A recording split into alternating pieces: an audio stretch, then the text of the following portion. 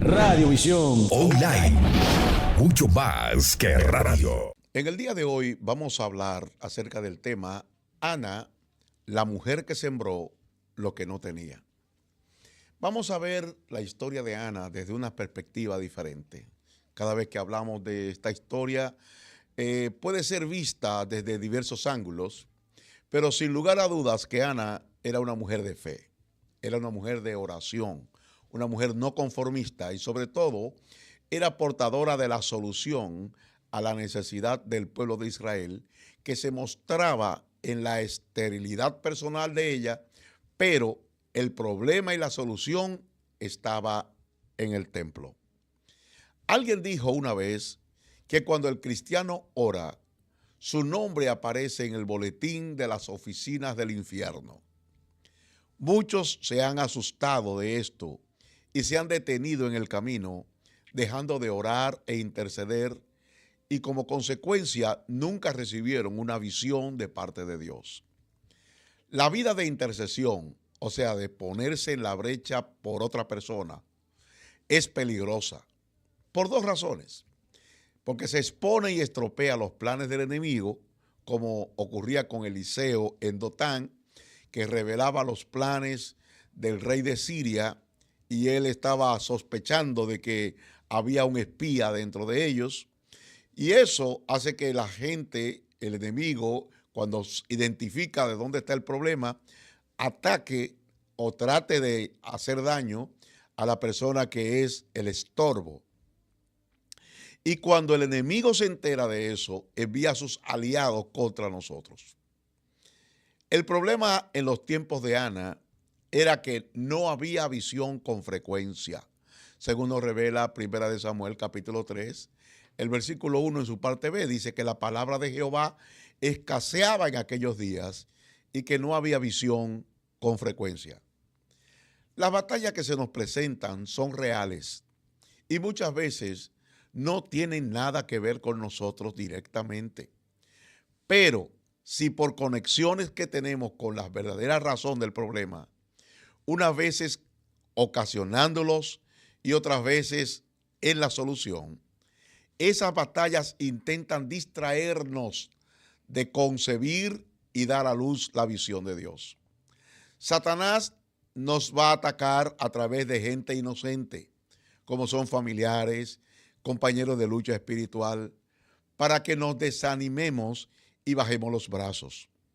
Ellos reciben ataques por causa de nuestra visión y por su decisión de acompañarnos en el proceso. Esto nos puede hacer bajar los brazos si no lo sabemos de antemano. Cubramos a cada integrante de la familia y compañeros de lucha espiritual para que sean guardados por el Señor. Ahora, volvamos al caso de Ana. En 1 Samuel capítulo 1, versículo 6, el versículo 8, el versículo 14, dice la Biblia que su rival, una rival que tenía llamada Penina, la irritaba, enojándola y entristeciéndola, porque Jehová no le había concedido tener hijo. Ese es el primer paso y es el menosprecio. Menosprecio es una de las formas como el diablo ataca. Y Elcana, su marido, dice el versículo 8, le dijo: Ana, ¿por qué lloras? ¿Por qué no comes? ¿Y por qué está afligido tu corazón? ¿No te soy yo mejor que 10 hijos? Esto es otra forma de ataque, aunque parezca compasión. La compasión misma, la conmiseración misma, la utiliza el diablo para que nosotros nos fijemos en nosotros mismos y no en el proveedor de la solución, que es Dios. El versículo 14 dice: entonces le dijo Elí: ¿hasta cuándo estarás ebria? Digiere tu vino. Eso nos habla del malentendimiento. Y en esta ocasión viene de otra autoridad, como lo es, ¿quién? Su líder espiritual, del sacerdote, ¿verdad? Ana tenía un problema que culturalmente podemos entender, porque para los hebreos la esterilidad era señal de que no se era favorecida. Y Ana, con ese nombre, que lo que significa es gracia o favor, no le daba mucha gracia al asunto. Ahora bien, de acuerdo a nuestro análisis, el problema, como ya dijimos, era un problema espiritual que había en Israel, específicamente en el templo, donde el sacerdote estaba corrompido. El sacerdote principal era un buen hombre. Elí no era malo, pero sus hijos estaban haciendo lo que le daba la gana con las ofrendas que traían la gente. Lo que era de Dios, ellos lo cogían y menospreciaban así ese hermoso recurso que Dios había puesto para bendecir su pueblo, como lo eran las ofrendas. ¿Cómo operó Dios en ese momento? Levanta una necesidad en una mujer, esa mujer se va al templo a orar, el sacerdote que está medio ciego la confunde con una mujer ebria, pero ella le dice que no estaba borracha, sino que había derramado su alma. Y el sacerdote le da una palabra profética, y aquella mujer que había prometido a Dios una ofrenda inusitada, algo que nadie ofrece porque no lo tenía. Le ofrece su hijo que no tiene, y Dios le da no solo ese, el cual toma para sí, para sustituir el sacerdote que no habría corregido a sus hijos, sino que le da 5 hijos más. Y así vuelve la visión al templo y la palabra de Jehová al pueblo de Israel, mientras el juicio de Dios es implementado. Porque los hijos del sacerdote son muertos y el mismo Elí muere al enterarse de lo que le ocurrió al arca del pacto, que fue tomada por los enemigos del pueblo de Israel. Dios retorna no solo la visión y su palabra al templo, sino que la honra debida a su nombre es también restaurada. Ya Dios le había enviado un mensajero a Elí para reprenderlo por no corregir a sus hijos con la fuerza y valentía necesarios. Mire cómo dice 1 Samuel capítulo 2, versículos 27 al 30. Y vino un varón de Dios a Elí y le dijo: así ha dicho Jehová, ¿no me manifesté yo claramente a la casa de tu padre cuando estaban en Egipto en casa de Faraón? Y yo le corregí, yo le escogí por mi sacerdote entre todas las tribus de Israel, para que ofreciese sobre mi altar y quemase incienso, y llevase éfod delante de mí, y di a la casa de tu padre todas las ofrendas de los hijos de Israel. ¿Por qué habéis hollado mis sacrificios y mis ofrendas que yo mandé? Y tú has honrado a tus hijos más que a mí, engordándoos de lo principal de todas las ofrendas de mi pueblo Israel. Yo, por tanto, Dios de Israel, el Dios de Israel, te dice a ti: yo había dicho que tu casa y la casa de tu padre andarían delante de mí perpetuamente. Mas ahora ha dicho Jehová: nunca yo tal haga, porque yo honraré a los que me honran, y los que menosprecian, los que me desprecian, serán tenidos en poco. ¿Cuál es la honra de Dios? ¿Cómo se honra a Dios? El sabio Salomón nos lo aclara en Proverbios capítulo 3, versículos 9 y 10, donde dice la Escritura: honra a Jehová con tus bienes y con las primicias de todos tus frutos, y serán llenos de tus graneros con abundancia, y tus lagares rebosarán de mosto. ¿Ven entonces cómo se honra a Dios? Con las primicias, con los frutos, con los diezmos, con las ofrendas. Malaquías capítulo 1, versos 6 y 8, dice la Escritura: el hijo honra al padre y el siervo a su señor. Si pues soy yo padre, ¿dónde está mi honra? Y si soy señor, ¿dónde está mi temor? Dice Jehová de los ejércitos a vosotros, oh sacerdotes, que menospreciáis mi nombre, y decís: ¿en qué te hemos menospreciado? ¿En qué hemos menospreciado tu nombre? En que ofrecéis sobre mi altar pan inmundo. Y dijisteis: ¿en qué te hemos deshonrado? En que pensáis que la mesa de Jehová es despreciable. Y cuando ofrecéis el animal ciego para el sacrificio, ¿no es malo? Asimismo, cuando ofrecéis el cojo o el enfermo, ¿no es malo? Preséntaselo pues a tu príncipe. ¿Acaso se agradará de ti o le serás acepto? Dice Jehová de los ejércitos. Dios llama deshonrarlo cuando le damos lo que no es digno de Él. Él y solo Él debe ser nuestro temor y a Él debe ser nuestra honra. Recuerdo que una vez, hace ya mucho tiempo, que llevé al altar una ofrenda para el Señor. No era mala, era buena, pero luego se pidió para otra cosa no relacionada con el Señor y di algo más de lo que había dado para el Señor. Recibí una fuerte convicción en mi espíritu de que estaba deshonrando a Dios. Cuando se honra, se da gloria, y cuando se deshonra, se menosprecia. Muchas veces, por causa de lo que diga la gente y personas amargadas con espíritu de avaricia, cuyo Dios es el vientre y son controlados por Mamón, nos abstenemos de dar lo que es debido y perdemos la visión de lo que Dios nos ha dicho en su palabra. Somos como José y sus hermanos en Génesis capítulo 37, versículos 5, 9 al 11, donde dice la escritura: y soñó José un sueño y lo contó a sus hermanos, y ellos llegaron a aborrecerle más todavía. Soñó aún otro sueño y lo contó a sus hermanos diciendo: he aquí que he soñado otro sueño, y aquí que el sol y la luna y 11 estrellas se inclinaron a mí. Y lo contó a su padre y sus hermanos, y su padre le reprendió y le dijo: ¿qué sueño es este que soñaste? ¿Acaso vendremos yo y tu madre y tus hermanos a postrarnos ante ti en tierra? Y sus hermanos le tenían envidia, mas su padre meditaba en esto.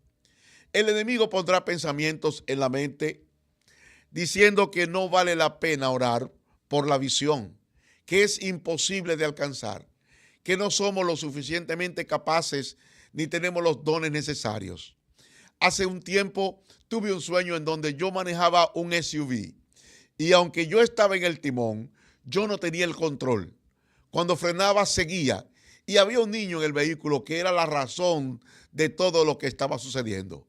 Yo entendí que la visión dada por Dios a un ministerio y su congregación no la controla el hombre, sino Dios. Y para controlarla, si el hombre está manejándola, tiene que ser como un niño. Los niños no tienen la malicia que tienen los adultos. No buscan gloria, no buscan honra. El diablo resaltará nuestra incompetencia. Nos incitará a no depender más de Dios, a hacer las cosas como las hacen las grandes y exitosas empresas. Pero no es como dice Dios. Siempre recuerdo y lo repito constantemente porque es mi experiencia en aquella ocasión que después de 13 años pastoreando y levantando obras al Señor, me dijo: te voy a sacar para que sanes heridas. Vas a ser pastor, me dijo. Cuando le pregunté en mi mente al Señor qué era lo que yo estaba haciendo durante 13 años, me contestó: vas a vivir para mí y yo te voy a sostener. En ese momento me di cuenta que yo, a pesar de que había hecho muchas cosas buenas para Dios, Dios no me consideraba pastor porque Él no me estaba sosteniendo, porque yo estaba dependiendo de mis propios recursos, de mi propio peculio. Y Dios me saca de mi profesión y me dice: yo quiero que trabajes para mí. Esta batalla muchas veces se libra en la mente y nos hace dudar de Dios, nos hace dudar de su palabra dada. Tenemos que aprender a tratar con los ataques internos del enemigo. ¿Y cómo les hacemos frente? El primero es el más directo, es confrontar y reprender en el nombre de Jesús al diablo. Tenemos que reprender todo espíritu de duda e incredulidad y todo argumento mentiroso que destruye nuestra fe.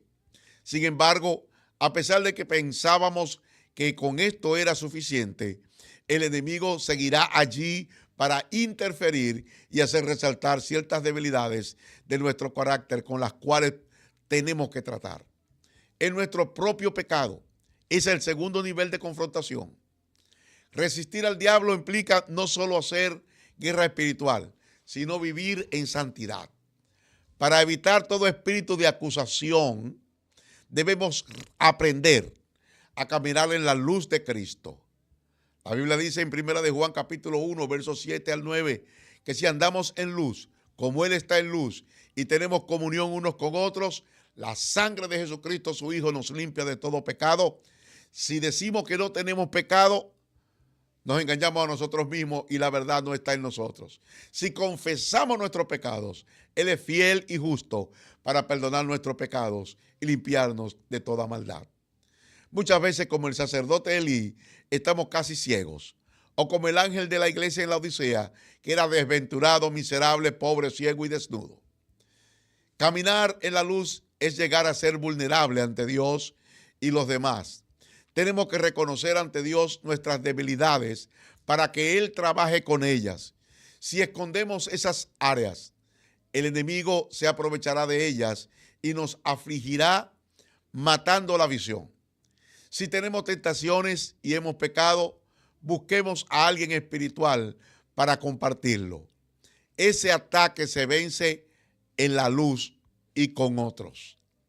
Santiago 5:16 dice: confesaos vuestras ofensas unos a otros y orad unos por otros para que seáis sanados. La oración eficaz del justo puede mucho. Si podemos hacer esto, le ganamos la batalla al enemigo y el proceso de crecimiento en la visión seguirá hacia adelante. Dios le dio a Ana la visión de cómo vencer la burla, cómo vencer la conmiseración, y fue a través de la reproducción en su gracia. Pero no se detuvo allí, sembró en la casa de Dios lo que Dios le había dado. Ya lo había prometido y allí lo sembró. Por eso tenemos que tener mucho cuidado. La Biblia dice, hablando de Salomón, dice que tenemos que tener cuidado con no cumplir lo que le prometemos al Señor. Ten cuidado lo que dice delante del ángel, dice la Escritura, porque no te perdonará. No te perdonará. Muchas veces nosotros hemos prometido a Dios cosas y no las hemos cumplido. Y no es porque no hemos tenido oportunidad, ni no hemos tenido los recursos, porque nos hemos hecho los locos. Cuando tú prometes a Dios, a un ministerio, a quien sea, le prometes una ofrenda, le prometes algo, cúmplelo. No descanse hasta cumplirlo. ¿Ok? A medida que la visión avanza de la concepción, el nacimiento y hacia el cumplimiento, los ataques espirituales toman una dimensión más agresiva, viciosa, perversa, por así decirlo, ¿verdad? A medida que la visión se mueve del corazón del visionario primario, que es la persona a la cual Dios le dio la visión, hacia los otros que se identifican con ella y trabajan para su cumplimiento, el ataque se mueve paralelamente contra todos aquellos que son parte de la visión. A medida que la visión se agranda, se aumentan los ataques del enemigo. ¿Cómo ataca el enemigo en este tiempo? Por muchísimas formas, y ya se lo voy a decir en un momentito. Yo estoy seguro que muchas personas que nos están escuchando en este momento han experimentado una verdad como el cielo. ¿Cuál es esa verdad? Que a veces has pedido algo y has tenido una revelación y estás pidiendo y estás intercediendo y estás clamando, pero como que se revoltea todo el infierno y cosas que no estaban sucediendo comienzan a suceder. Eso es parte de la estrategia del enemigo para distraerte, para confundirte, para apartarte de la visión que Dios te ha dado. Entonces, ¿cómo ataca el enemigo? En ese tiempo en que estamos nosotros desde el visionario a los que comparten la visión, hasta la consecución, hasta el cumplimiento de la visión. Primero, por debilidades personales. Satanás va a tocarte en tus áreas vulnerables. Te va a tocar. Cosas que tú habías vencido ya, ahí vuelve el diablo otra vez por el mismo sitio y tú tienes que volverlo a reprender. A través de maldiciones y maleficios que las personas involucradas en lo oculto nos hacen, porque se dan cuenta de lo que está ocurriendo y el mismo Satanás le informa a aquellos que lo están invocando que hay una persona que lo está estorbando. Yo recuerdo siendo un niño muy jovencito, que mi mamá, estábamos de huéspedes en la casa de un tío de parte de padre mío, y él vivía al lado de un cementerio, y al lado del cementerio y nosotros estaba un señor que vivía que era brujo, hacía brujería. Venía mucha gente famosa, artistas, políticos de todo tipo, deportistas, venían a hacerse trabajo de brujería. Mi mamá un día, que no era carismática, mi mamá no era pentecostal en esa época. Y entonces ella oyó eso y comenzó a orar y a decir: Señor, no permita que este demonio se incorpore en este individuo. Reprendo al diablo. Mire, y ese hombre comenzó a involucrar y a sacar y a invocar y a hacer cosas, y descendió Satanás. Mi mamá tuvo la oportunidad, y yo estaba allí en el cuarto con mi mamá, y descendió el demonio y le dio una paliza al intermedio, al brujo. Le dio una paliza y le dijo la razón que no podía manifestarse, porque había alguien al lado que se lo estaba impidiendo. Y esa era mi mamá, con una sencilla oración, una mujer no pentecostal en ese momento. ¿Ok? Entonces, hay personas entonces que le dicen, están impidiéndote esto. También a través que usa el diablo en enfermedades físicas. A veces enfermedades que se habían desaparecido para entretenerte y para que tú quites la visión y comiences a pensar, ¿y qué pasó? Y entonces te entretengas en ti. Por disminución de la vida devocional. Porque debe decirle, siempre te van a presentar familiares, juegos de los hijos, muchísimas cosas para que tú te olvides. División y rompimiento de relaciones, resistencia a las autoridades ministeriales. Todas esas cosas se presentan en el intermedio. Depresión y desánimo, bombardeo de temor sobre la mente, pensamientos confusos, lucha contra la duda, oposición de personas que se prestan al control demoníaco. En el libro de los Hechos vemos ciertos ataques viniendo sobre los líderes de la iglesia. El enemigo se movió haciendo que las autoridades encarcelaran y mataran a los líderes, como nos lo revela Hechos 12:1-3. También se movió para romper la unidad del espíritu y traer un espíritu de engaño dentro de la iglesia, como dice en Hechos capítulo 5, los primeros 12 versículos, el caso de Ananías y Zafira. Muchos hombres y mujeres de Dios recibieron verdaderas visiones de Dios, pero terminaron fallando en realizarlas. Esto sucede porque el enemigo muchas veces seduce. Hay un espíritu de encantamiento. Seduce al visionario a tomar acciones contrarias a la visión original. Si el enemigo puede contaminar o eliminar al visionario, habrá ganado la batalla. Así sucedió con el rey Saúl, cuando fue coronado rey y falló en obedecer las órdenes de Dios. Porque como pecado de adivinación, dice 1 Samuel 15:23, es la rebelión, y como ídolo o idolatría, la obstinación. Por cuanto tú desechaste la palabra de Jehová, Él también te ha desechado para que no seas rey. ¿Por qué Dios permite hoy que el enemigo asole a los ministerios? Tenemos que saber que todo lo que Dios le permite al diablo hacer contra nosotros es para nuestro beneficio. Así fue cuando Pedro fue probado, que lo dice en Lucas 22, 31-32, que el Señor le dijo: Simón, Simón, he aquí Satanás os ha pedido para zarandearos como a trigo, pero yo he rogado por ti que tu fe no falte, y tú, una vez vuelto, confirma a tus hermanos. Pedro se sentía seguro de sí mismo. Era característica de su persona. La bendición para su vida ni para su futuro ministerio en la iglesia era lo que estaba ocurriendo. Las pruebas y las tentaciones son necesarias para saber si nuestro carácter supera la prueba. Nadie que haya alcanzado un ministerio bendecido por Dios ha escapado a estos exámenes previos.